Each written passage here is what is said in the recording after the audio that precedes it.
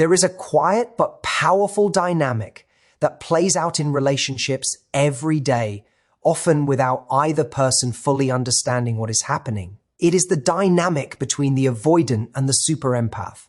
At first, it looks like a simple story of attraction and distance, one person craving closeness, the other pulling away.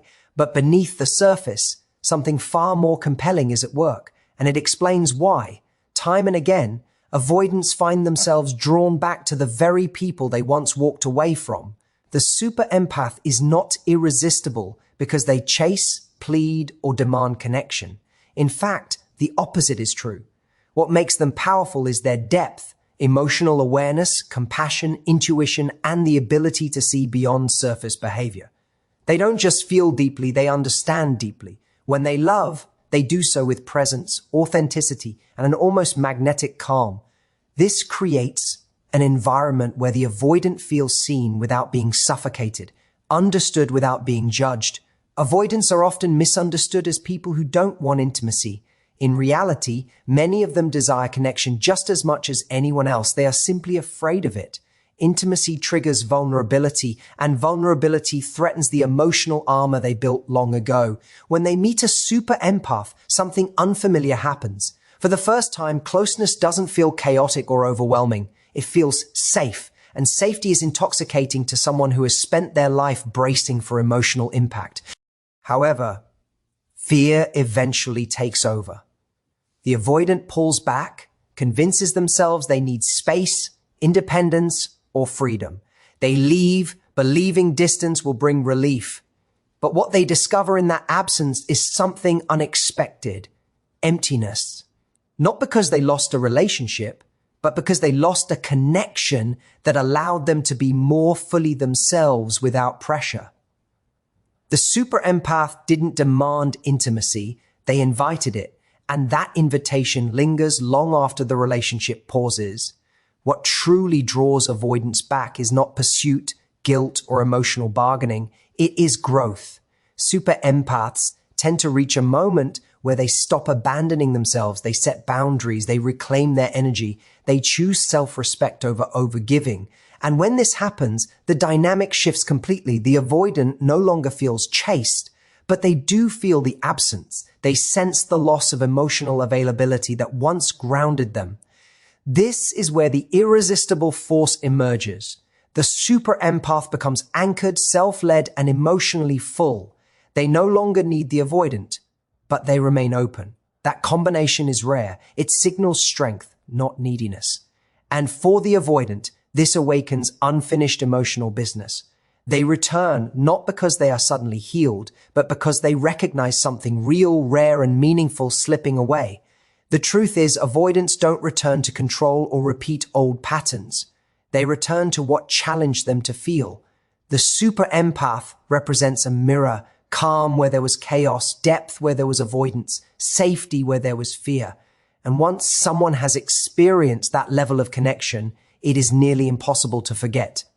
The super empath's greatest power is not intensity, persuasion, or emotional pursuit. It is emotional safety. This safety is subtle, almost invisible, yet profoundly magnetic, especially to someone who has spent their life guarding themselves from closeness.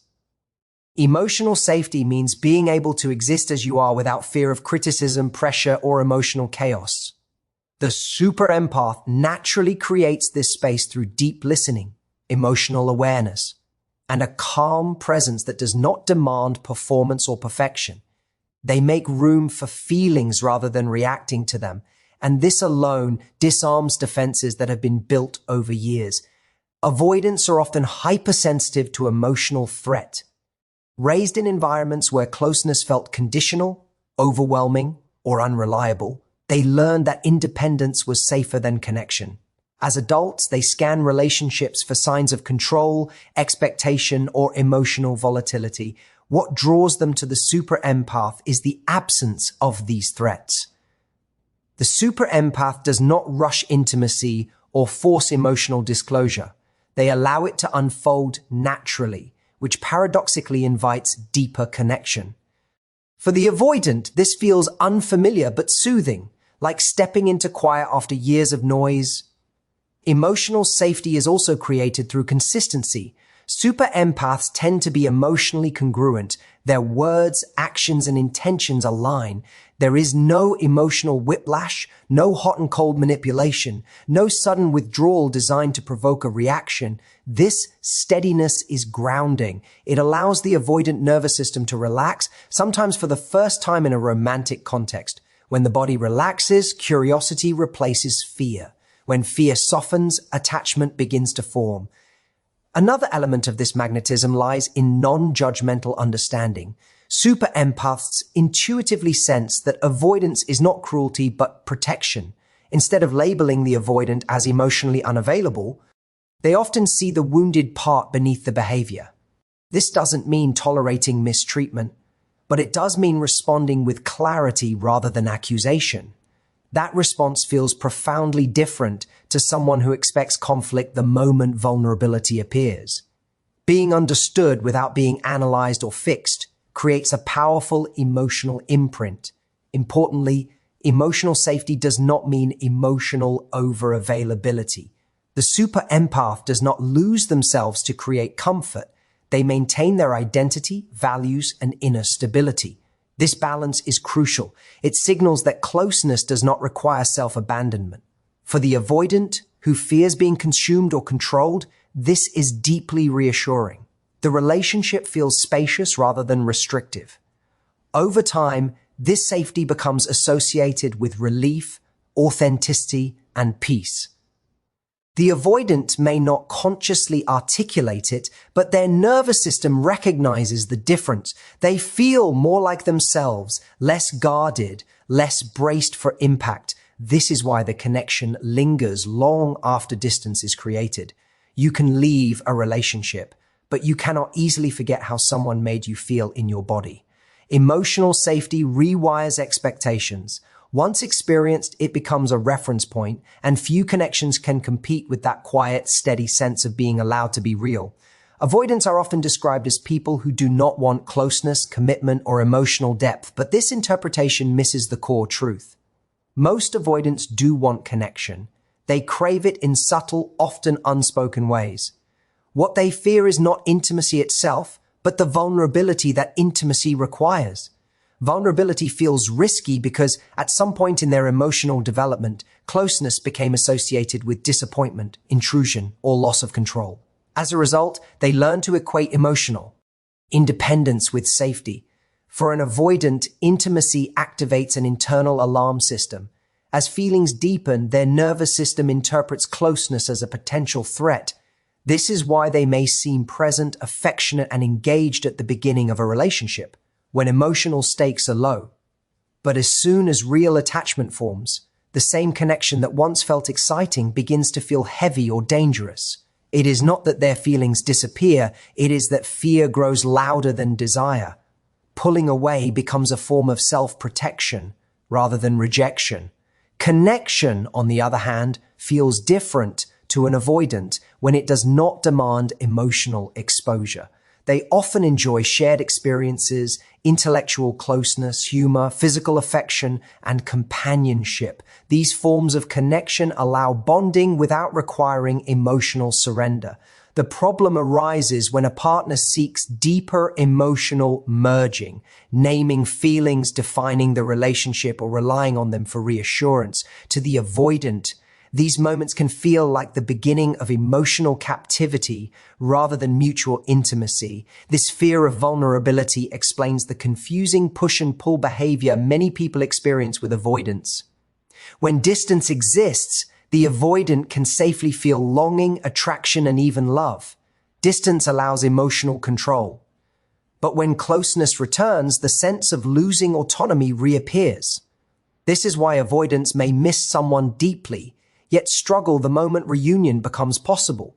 The conflict is not between caring and not caring, but between desire and fear. Superficial interpretations often label avoidance as emotionally cold or indifferent, but this overlooks the internal struggle they face. Many avoidants are deeply emotional individuals who learned early that expressing need led to pain. Rather than risk that pain again, they suppress or compartment. compartmentalize their emotions. This suppression does not eliminate feelings, it merely delays them.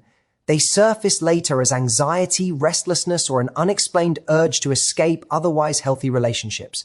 Understanding this distinction between intimacy and connection changes how the dynamic is viewed. Avoidants are not incapable of love. They are cautious with vulnerability. They do not avoid people. They avoid emotional exposure. When they encounter someone who offers closeness without coercion, curiosity without pressure, and care without emotional debt, their defenses soften. They may still retreat, but the connection leaves a mark because it contradicts their belief that intimacy always costs too much. This is why avoidants often feel drawn back after leaving. Distance provides relief, but it also removes the connection they secretly valued. Over time, the fear that drove them away fades, while the desire for that safe, controlled closeness grows stronger. In this space, they begin to realize that what they ran from was not the person, but the vulnerability they did not yet know how to hold. Distance is often mistaken for healing, especially by avoidants who equate space with emotional safety. When an avoidant pulls away, it can feel like relief at first. The pressure eases, expectations disappear, and the nervous system calms down. From their perspective, stepping back seems logical, even necessary. Yet what distance truly does is strip away distraction. Without the immediacy of the relationship, what remains is the emotional residue of connection. And this is where realization begins. When an avoidant leaves a super empath, they are not just leaving a person, they are leaving an emotional environment that quietly supported them. The super empath provided steadiness, understanding, and a sense of being accepted without demand. While present, this safety can feel invisible because it does not announce itself. It is only in absence that its value becomes clear.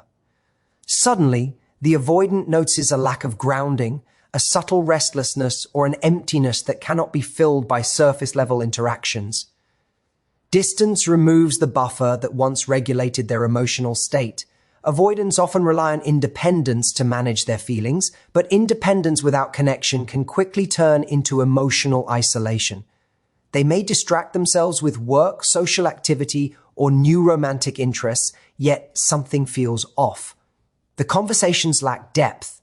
The emotional ease is missing. What they thought they escaped from reveals itself as something they were unconsciously leaning on. This is also where memory plays a powerful role. The mind has a way of filtering experiences through emotional significance. In distance, avoidants often remember not the moments of fear, but the moments of calm. They recall being understood without explanation, supported without pressure, and accepted without conditions. These memories carry emotional weight because they contrast sharply with the tension or detachment found elsewhere. The connection becomes a reference point, quietly raising the standard for what feels emotionally nourishing. Another important factor is contrast. Distance allows comparison. When avoidants engage with other relationships or return to emotional solitude, they begin to notice what is missing. The super empath's presence may have softened their defenses, slowed their nervous system, and allowed them to show up more authentically. Without that influence, emotional life can feel harsher, more effortful, or strangely hollow. This contrast deepens awareness, even if it remains unspoken. Distance also disrupts the illusion of control. While pulling away initially restores a sense of autonomy, prolonged distance often exposes loneliness. Control without connection offers freedom, but little fulfillment. Over time, the avoidant realizes that emotional self-sufficiency has limits. Humans are wired for connection, and when a relationship provided connection without chaos, its absence is felt deeply. This realization does not always lead to immediate action, but it plants a seed. The avoidant begins to question their narrative. Was the relationship truly suffocating, or was it simply unfamiliar? Was the closeness overwhelming, or was it challenging old defenses? These questions arise because distance creates clarity. In the quiet, the truth surfaces, not as regret, but as recognition. This is why distance so often pulls avoidants back, not because they suddenly want commitment or transformation, but because they recognize the loss of something rare. The super empath did not just offer connection, they offered emotional regulation, safety, and depth. Once that experience has been internalized, absence becomes loud. And eventually, the pull to return is less about fear fading and more about meaning being remembered. The moment a super empath begins to set boundaries is the moment the entire dynamic shifts. Boundaries are often misunderstood as walls, but in reality, they are expressions of self-respect and emotional clarity.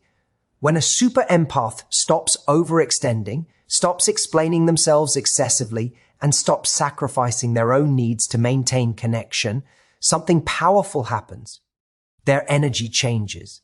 They are no longer trying to hold the relationship together alone, and this shift is deeply felt by the avoidant, even if it is never spoken. Overgiving often masks itself as love, but it quietly teaches the avoidant that they do not need to fully show up.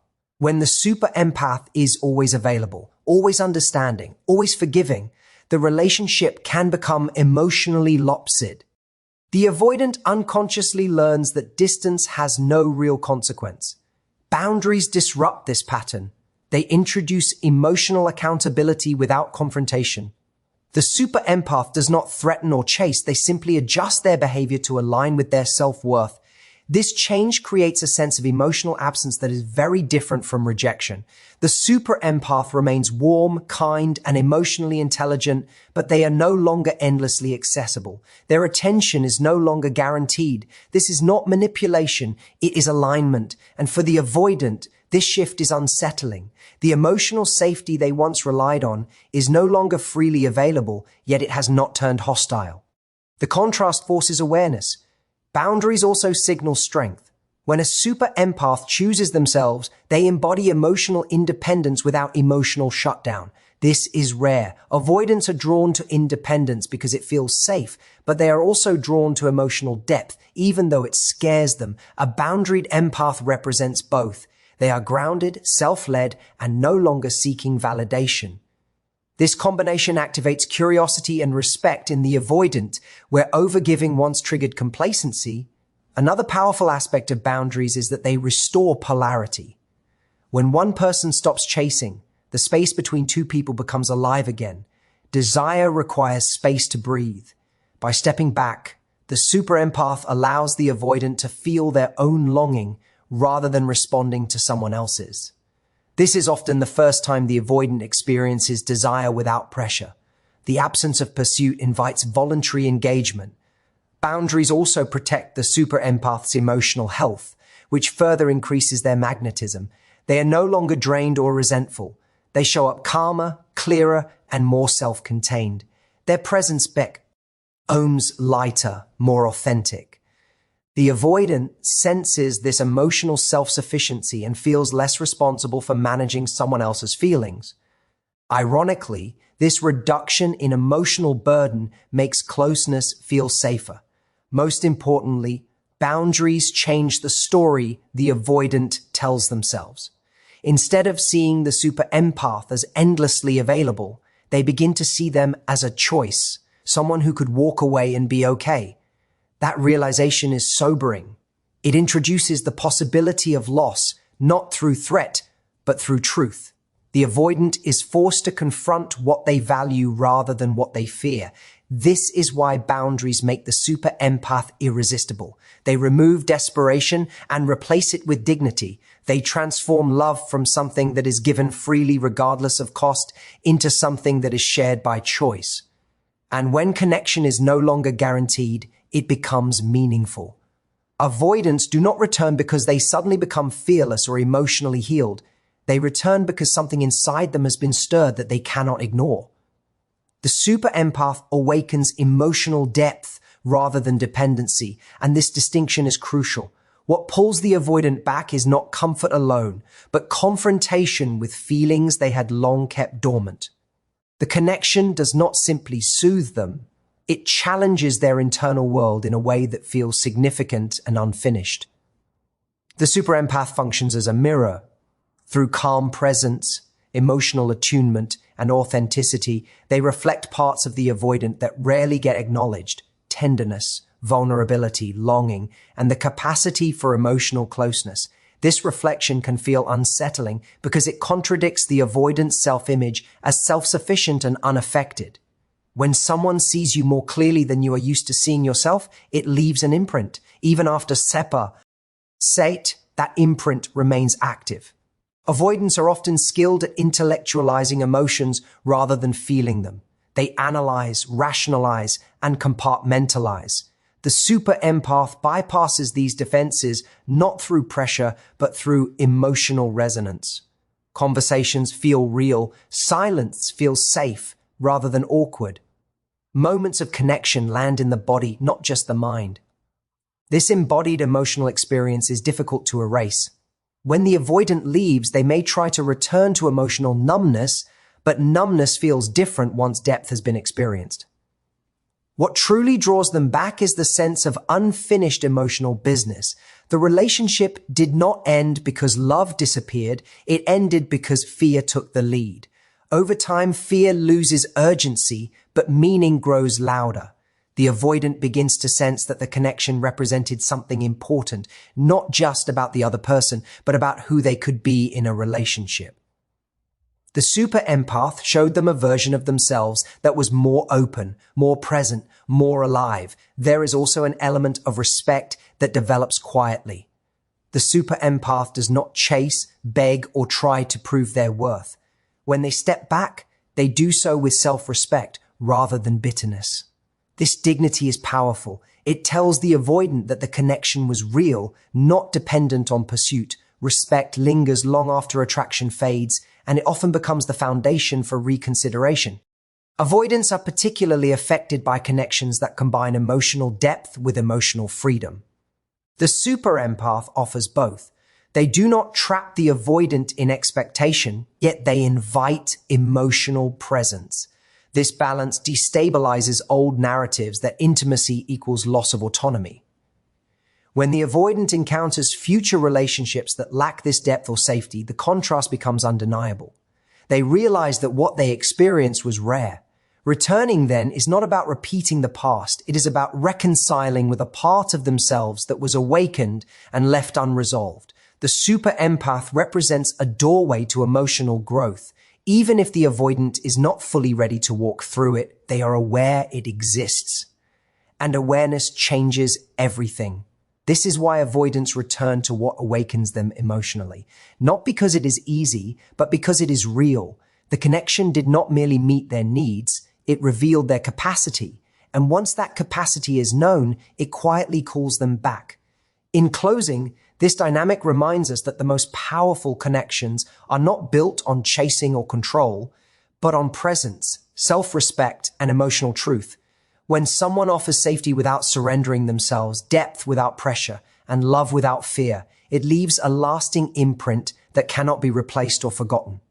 Avoidants do not return because they are forced or persuaded. They return because something real was awakened within them, something that quietly reshaped how connection feels.